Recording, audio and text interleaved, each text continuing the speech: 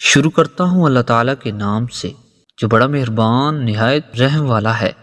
ابو ہریرہ رضی اللہ تعالیٰ عنہ سے روایت ہے کہ نبی اکرم صلی اللہ علیہ وآلہ وسلم نے فرمایا، جس نے کسی مسلمان کی کوئی دنیاوی تکلیف دور کی، اللہ تعالیٰ اس کی قیامت کی تکلیفوں میں سے کوئی تکلیف دور فرما دے گا۔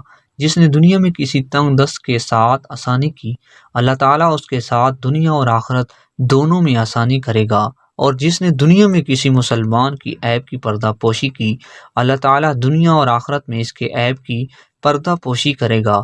جب تک بندہ اپنے بھائی کی مدد میں لگا رہتا ہے، اللہ تعالیٰ اس کی مدد میں ہوتا ہے۔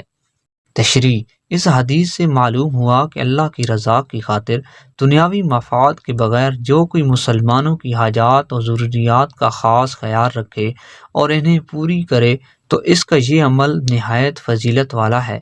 ایسے شخص کی حاجات خود رب العالمین پوری کرتا ہے، مزید اسے آخرت میں اجر عظیم سے بھی نوازے گا۔ ابو ہریرہ رضی اللہ تعالیٰ عنہ کہتے ہیں کہ میں نے رسول اللہ صلی اللہ علیہ وآلہ وسلم کو فرماتے سنا، صرف بدبخت ہی کے دل سے رحم ختم کیا جاتا ہے